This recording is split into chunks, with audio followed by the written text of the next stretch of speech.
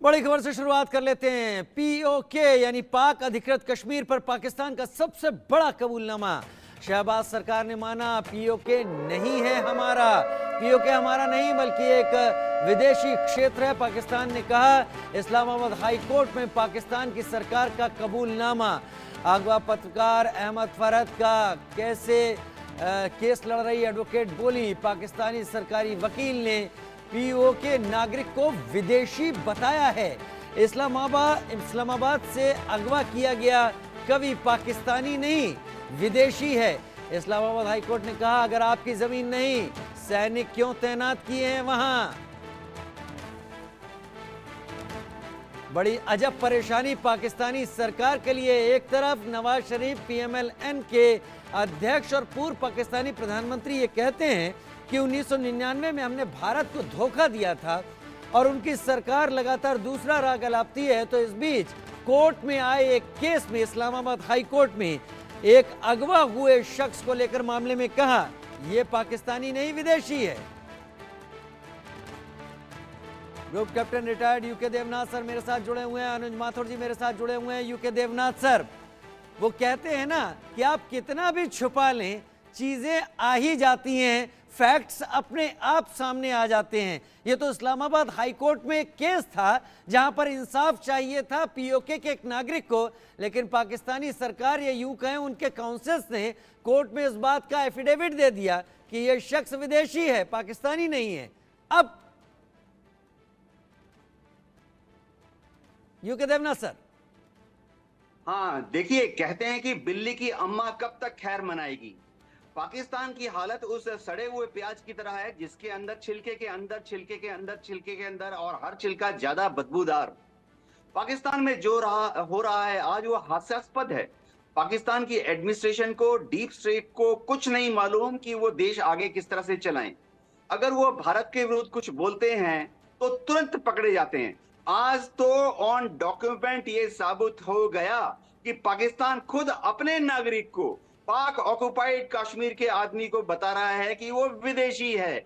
इससे ज्यादा ढिंडोरा नहीं यूके देवनाथ सर, अच्छी बात है, अच्छी बात है। वो पाकिस्तान का नागरिक वैसे भी नहीं है, वो तो भारत का हिस्सा है। लेकिन पाकिस्तान जिस बात का ढोंग करता रहा, जिस बात का ढोल पीटता रहा कि ये जमीन उसकी है, भारत की नहीं है, उसके अपने एफिडेविट ने उसको बेपर्दा कर दिया और कोर्ट ने भी पूछ लिया अगर जमीन आपकी नहीं, ये आदमी विदेशी है तो आपकी आर्मी वहां क्या कर रही है। बड़ी खबर का रुख कर लेते हैं। अगवा पत्रकार अहमद फरहद के परिजनों का बड़ा आरोप इस वक्त है पाकिस्तान सरकार की आलोचना करने पर पत्रकार को अगवा कर लिया गया। पाकिस्तान की खुफिया एजेंसी आईएसआई ने उसे गायब कर दिया। पीओके में जुल्म को अहमद फरहद करते थे बेनकाब। पीओके में सरकार विरोधी प्रदर्शनों की कवरेज कर रहे थे। पाक फौज की आलोचना करने की वजह से गायब कर लिया गया, इस शख्स को अगवा कर लिया गया। इमरान खान और पीटीआई के समर्थक अहमद फरहद शाह बताए जाते हैं, लेकिन वो रह रहे हैं पीओके में। अब वो पीटीआई के समर्थक हैं या किसी के भी समर्थक हैं, असल बात यह कि पाकिस्तान सरकार ने कोर्ट में यह कह दिया कि जो लोग पीओके में हैं वो पाकिस्तानी नहीं विदेशी हैं। अगर विदेशी हैं तो जाहिर सी बात है भारत के ही हो सकते हैं और कहीं के नहीं हो सकते। मेजर जनरल अनुज माथुर, इस तरह की गलतियां एक एडमिनिस्ट्रेशन करता है तो समझ में आ सकता है कि वो एडमिनिस्ट्रेशन कितना लचर हो चुका है जो अपनी सरकार की पॉलिसी को इस तरीके से सामने रख देता है अपने ही कोर्ट में। लेकिन ये उनके लिहाज से मैं बात कह रहा हूं। भारत के लिहाज से जब अंतर्राष्ट्रीय स्तर पर पाकिस्तान ये मुद्दा आगे भी अगर उठाता है तो ये एक बड़ा हथियार है भारत के हाथ में। मैं बताऊं, आपने अगर ये पाकिस्तान अंतर्राष्ट्रीय मेजर जनरल माथुर, हाँ आवाज आ रही है मेरी आपको? जी हाँ, मैं ये कह रहा था कि पहली बात जो मैं आपको बताना चाहता हूं वो ये है कि कोई भी अंतर्राष्ट्रीय करण, क्योंकि आपने इस बात का जिक्र किया इसलिए बोल रहा हूं, कश्मीर का कोई भी अंतर्राष्ट्रीय करण भारतवर्ष को कभी भी मंजूर नहीं होगा। लेकिन ये हमारे पास एक हथियार के रूप में हम इसको रख सकते हैं कि जब हम इस बात को अब जोर पुरजोर उठाएं। अब मैं आपको बताता हूं, देखिए ये पाकिस्तान का जो वहां पर रवैया रहा है हमेशा से, ये कोई छोटा मोटा वकील नहीं है जिन्होंने ये स्टेटमेंट दिया है, वो पाकिस्तान के एडिशनल अटॉर्नी जनरल है। उनकी बात का महत्व है, उनकी बात का वजन है, और उनके खुद के जो नियम कायदे कानून, उनका जो लॉ है, उसमें कश्मीर के भाग को पाकिस्तान का हिस्सा नहीं माना गया है। ये ऑफिशियल है, इसमें कोई शक नहीं होना चाहिए।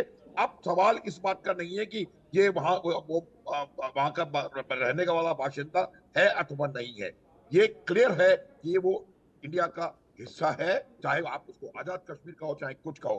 तो ये पहली बात क्लियर है।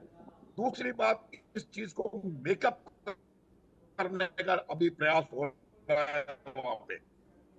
एक सबसे बड़ा जो बदलाव आया है, और पाकिस्तान के लोगों की मानसिकता, पीओके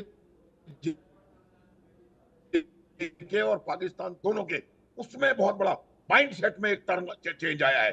और वो माइंडसेट ये कहता है कि आप कैसे अपने इकोनॉमिक कंडीशन हमारे देश की इतनी ज्यादा खराब होने दी। तो वो माइंडसेट जो है भारत की लीडरशिप की तरफ और भारत के प्रयासों की तरफ, किस प्रकार भारतवर्ष एक पूरे को लोग झुक रहे हैं, वो इस बात का वहां से क्यों लेना चाहते हैं और अपने देश में तरक्की देखना चाहते हैं कैसे। तो ये दूसरी बात आपको देखने को मिलेगी। तीसरी जो सबसे बड़ा इशू है वो ये है कि आज की तारीख में पाकिस्तान का अपने किसी भी नेबर से एक कोई रिश्ता ठीक नहीं है।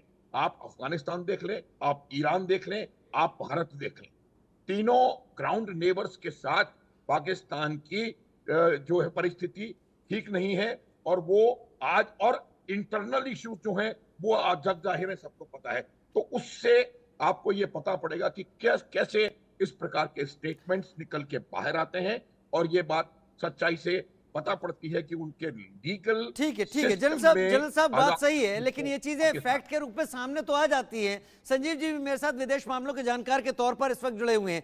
संजीव जी, गलतियां जो होती हैं, कहते हैं जब सरकारें आपस में बात करती हैं, इंटरनेशनल इश्यूज को एड्रेस करती हैं, तो छोटा सा AND इस तरीके के शब्दों का, इस तरीके की चीज़ों का इस्तेमाल भी बहुत सोच समझ कर किया जाता है। फिर तो ये इस्लामाबाद हाई कोर्ट में दिया गया एफिडेविट था जहां पर यह कह दिया गया कि वो शख्स पाकिस्तानी नहीं विदेशी है। अब ये भारत के हाथ एक और ऐसी चीज़ लगी है जिसमें भारत अपने स्टैंड को और पुख्ता करेगा कि पाकिस्तान खुद नहीं मानता। हमें तो यह भी लगता है कि आने वाले दिनों में शायद यह भी निकलकर सामने आएगा कि बलूचिस्तान के भी कागजात विदेशी ही ना निकल के आए। देखिए, पाकिस्तान चाहे कितना भी ढोंग क्यों न कर ले, कितना भी प्रोपेगेंडा क्यों न कर ले, जो जमीनी सच्चाई है वो बिल्कुल स्पष्ट है। पूरी दुनिया इसको देख रही है, जान रही है, समझ रही है कि पाकिस्तान ऑक्युपाइड कश्मीर और गिलगित बल्तिस्तान के लोगों के ऊपर, बलूचिस्तान के लोगों के ऊपर, पश्तून जो आबादी है और जो अन्य वहाँ पे जो इथनिक और रिलीजियस माइनॉरिटीज हैं, सभी के ऊपर पाकिस्तान के हुक्मरानों का एक सेकेंडरी ट्रीटमेंट होता है। और जब कभी भी वो उनके द्वारा जो जुल्म सितम, जो अत्याचार, बर्बरता इत्यादि की जाती है, जब उसके खिलाफ वो आवाज उठाते हैं तो उनका डिसअपेरेंस होता है, उनकी हत्याएं होती हैं, उनके महिलाओं और बच्चों के साथ दुर्व्यवहार किया जाता है, उनके प्राकृतिक संसाधनों का तो दोहन हो ही रहा है। तो ये जो एक जमीनी सच्चाई है पाकिस्तान की, ये पाकिस्तान चाहे कितना भी ढोंग कर ले, कोई भी एफिडेविट दिखा ले, लेकिन जो आवाम का जो रोष है, जो गुस्सा है, और जो हमारी जो टेरिटरी पाकिस्तान ऑक्युपाइड कश्मीर के लोगों का जो एक असंतोष है, वो बहुत ही स्पष्ट रूप से दिखाई देता है, और उसको पाकिस्तान दबा नहीं सकता। और पाकिस्तान जाहिर है कि वो ढोंग करता रहा है, चाहे वो अपनी घरेलू स्तर पे हो, चाहे वो अंतर्राष्ट्रीय स्तर पे हो। वो सच्चाई को छुपाना चाहता है। अपने जजेस की और अंतर्राष्ट्रीय समुदाय की, अपनी आवाम की सबसे बड़ी जो चीज है कि उसकी आंखों में धूल झोंकने की कोशिश करता है, लेकिन ये सफल नहीं होगा, ये स्पष्ट है। अब पाकिस्तान ऑक्युपाइड कश्मीर और गिलगित बल्तिस्तान की जो जनता है वो जाग चुकी है, सड़कों पर आ गई है, और एक दिन अवश्य ऐसा आएगा जब वो अपने मूल स्थान, जो कि उनका स्थान भारत है, वहां पर उनका विलय होगा। और ये जो इस दिशा में लगातार जो पाकिस्तान ऑक्युपाइड कश्मीर और गिलगित बल्तिस्तान के लोग कदम बढ़ा रहे हैं, और जाहिर है कि वो अपने भाई बहनों को, जो कि जम्मू एंड कश्मीर राज्य के हमारे अपने देश के लोगों को देख रहे हैं कि वो किस तरीके से उत्थान और विकास की राह पर आगे बढ़ रहे हैं, लोकतंत्र कितना मजबूत हो रहा है, तो वो जाहिर है कि वो अपने बेहतर भविष्य के सपने भी भारत के संदर्भ में बुन रहे हैं, और उसकी वजह से भी आप देखेंगे आपकी इस तरीके का जो मूवमेंट है जो वहां पर चल रहा है उसमें और अधिक तेजी आएगी।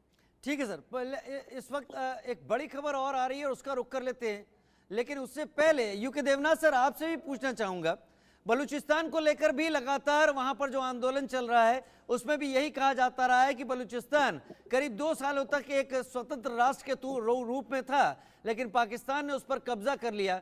हालांकि भारत का विवाद पाक ऑक्यूपाइड कश्मीर को लेकर है और वहां पर भारत लगातार यही कहता रहा है कि भारत की जगह है।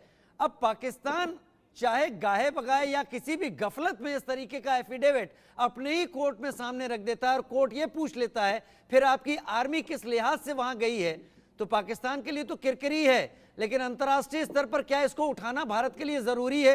क्या भारत इसको भुनाने की कोशिश करना चाहिए भारत को? राजीव जी, पाकिस्तान में जो कमेटी ऑफ एरर हो रहा है ये हमारे लिए बहुत गोल्डन अपॉर्चुनिटी है कि हम विश्व के अंतर्राष्ट्रीय कम्युनिटी को दिखाएं, यूनाइटेड नेशन को दिखाएं, इंटरनेशनल कोर्ट ऑफ जस्टिस में दिखाएं कि देखिए पाकिस्तान में क्या हो रहा है। पाकिस्तान ने अपने अलग अलग सूबों को जो कि पाकिस्तान के साथ रहना नहीं चाहते उनको जबरदस्ती एकीकृत किया हुआ है। मैं इस चीज में मुझे बहुत फक्र है कि जब भारत आजाद हुआ तो हमने 560 से ज्यादा जो छोटे छोटे देश थे, राजा थे, उनको इंस्ट्रूमेंट ऑफ सक्सेशन के तहत एक लीगल तरीके से आजादी से उनकी सहमति से उनको भारत में विलय किया। लेकिन पाकिस्तान ने पीओके पर, पाकिस्तान ने बलूचिस्तान पर, पाकिस्तान ने खैबर पख्तूनख्वा, वजीरिस्तान पर, सब पर जबरदस्ती फौज भेजकर, जो बलवाई होते हैं ना रजाकार, इनको भेजकर दंगे कराकर पाकिस्तान ने जबरदस्ती अपने में मिला लिया।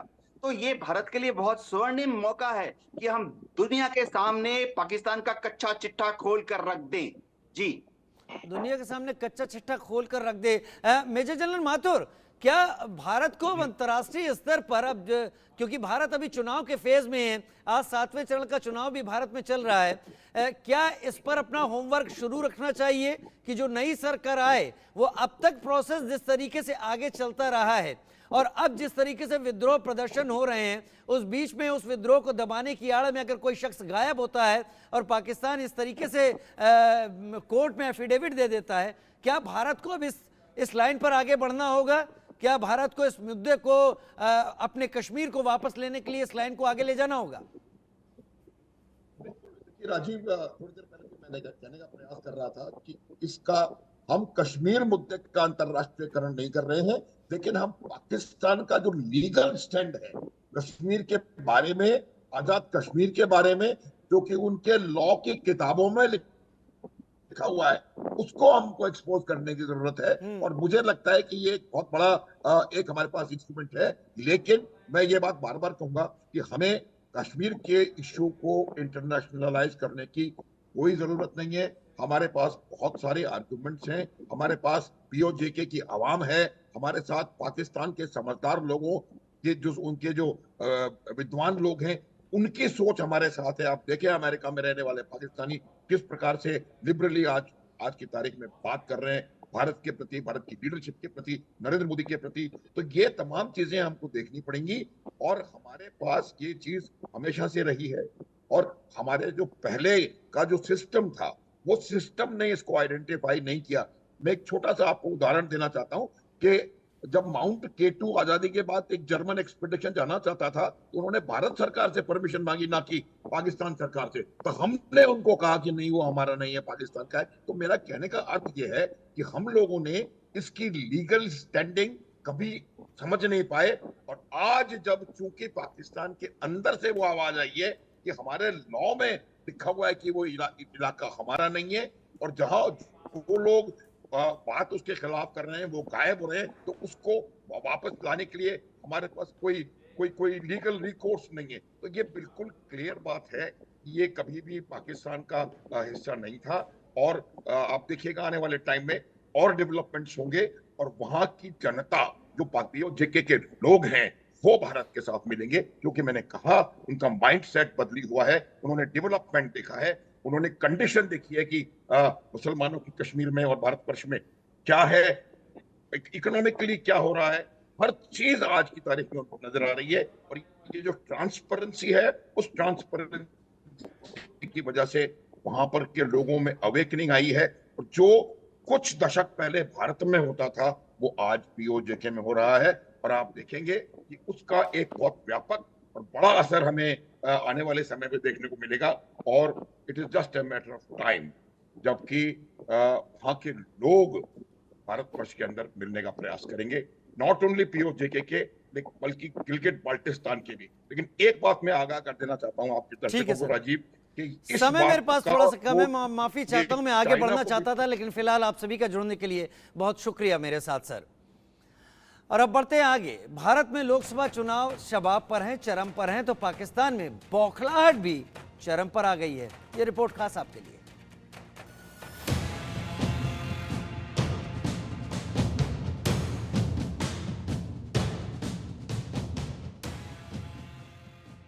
भारत में लोकसभा चुनाव, पाकिस्तान में तनाव। मोदी को क्यों हराना चाहता है पाकिस्तान? पाकिस्तान में मोदी की हार के लिए दुआएं क्यों? मोदी के लिए फवाद चौधरी के कड़वे बोल क्यों? राहुल केजरीवाल के लिए फवाद चौधरी के मीठे बोल। पाकिस्तान के पूर्व मंत्री फवाद चौधरी भारत में हो रहे लोकसभा चुनाव से तनाव में हैं। लगता है कि यही वजह है कि भारत के चुनाव लगातार बयानबाजी कर रहे हैं। फवाद चौधरी ने एक बार फिर कहा कि वो चाहते हैं कि भारत में हो रहे आम चुनाव में नरेंद्र मोदी हार जाएं। फवाद ने कहा कि पाकिस्तान के आम लोगों में भारत के लिए नफरत नहीं है, लेकिन भारत में आरएसएस और बीजेपी लगातार पाकिस्तान के लिए लोगों के दिलों में नफरत भर रहे हैं। ये किसी भी तरह से दोनों देशों के आम लोगों के लिए अच्छा नहीं है। फवाद ने आगे कहा कि नरेंद्र मोदी की सोच कट्टरपंथी है, उनकी शिकस्त होना बहुत जरूरी है। जो भी उनको हराएगा, चाहे वो राहुल हो, केजरीवाल हो या ममता बनर्जी हो, उसके साथ हमारी शुभकामनाएं हैं। नरेंद्र मोदी और उनकी जो कट्टरपंथी आइडियोलॉजी है उसको शिकस्त होना, इलेक्शन हारना बहुत जरूरी है। और जो भी उनको हराए, चाहे वो राहुल जी हो, चाहे वो केजरीवाल हो, चाहे ममता बनर्जी हो, चाहे जो भी हो, इन तमाम लोगों के साथ नेक और शुभकामनाएं जो है वो इन लोगों के साथ होनी चाहिए जो कि कट्टरपंथियों को हरा सके। इससे पहले केजरीवाल की तस्वीर पोस्ट करते हुए पाकिस्तान के पूर्व मंत्री फवाद चौधरी ने लिखा था, मैं कामना करता हूं कि शांति और सद्भाव से नफरत और उग्रवाद की ताकतों की हार होगी। हालांकि केजरीवाल ने फवाद चौधरी के पोस्ट पर करारा जवाब दिया था। केजरीवाल ने कहा, चौधरी साहब, मैं और मेरे देश के लोग अपने मसलों को संभालने में पूरी तरह सक्षम हैं। इस वक्त पाकिस्तान के हालात बहुत खराब हैं। आप अपने देश को संभालें। भारत में हो रहे चुनाव हमारा आंतरिक मामला है। आतंकवाद के सबसे बड़े प्रायोजकों को हस्तक्षेप भारत बर्दाश्त नहीं करेगा।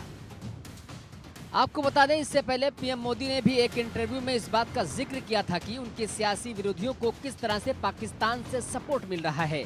उन्होंने इस बात पर चिंता जाहिर की थी और जांच करने की बात भी कही थी। अब उसी बयान को लेकर फिर इंडिया गठबंधन के समर्थन में पाकिस्तान ने बयानबाजी कर दी है।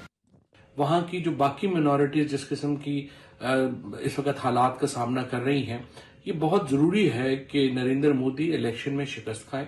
और पाकिस्तान में हर शख्स ये चाहता है कि नरेंद्र मोदी ये शिकस्त खाएं। नरेंद्र मोदी और उनकी जो कट्टरपंथी आइडियोलॉजी है उसको शिकस्त होना, इलेक्शन हारना बहुत जरूरी है।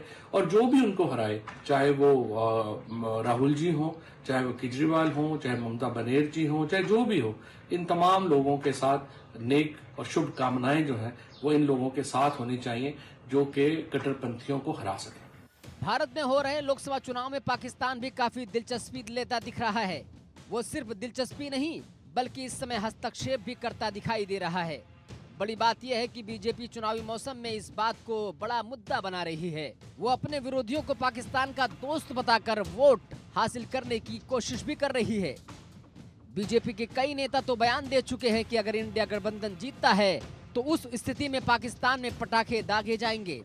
ऐसे में अंतिम चरण के मतदान से पहले फवाद के नए बयान का किसे फायदा मिलता है और किसे नुकसान होता है, ये देखने वाली बात होगी।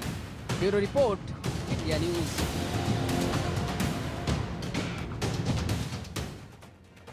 पाकिस्तान में आतंकवादियों के हौसले इस कदर बुलंद हैं कि अब उन्हें किसी बात का खौफ नहीं है।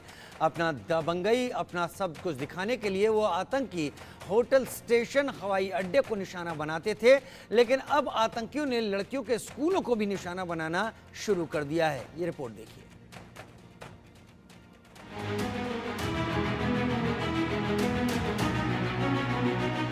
बुज़दिल तालिबान लड़कियों की तालीम से क्यों डर गया? लड़कियों के पढ़ने से इतना खौफ में क्यों पाकिस्तान? लड़कियों की पढ़ाई, आतंकियों की टोली क्यों घबराई? तहरीक तालिबान पाकिस्तान की तालीम वाली ये कैसी नफरत? टीटीपी को कुरान की पहली आयत इकरा का मतलब पता है क्या? शैतान तालिबान की तालीम वाली ये नफरत कैसी है?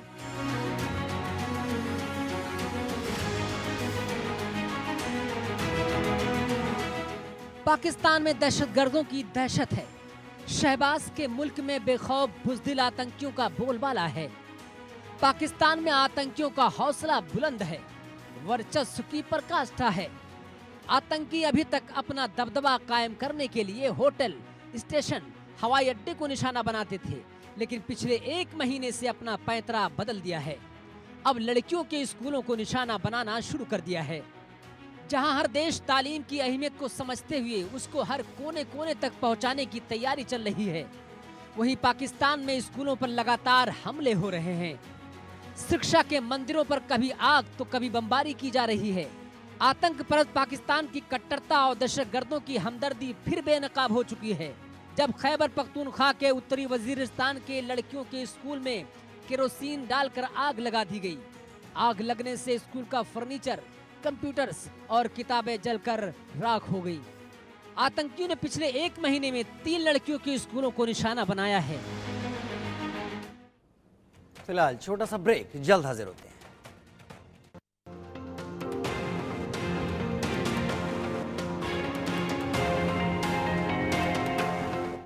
One final opportunity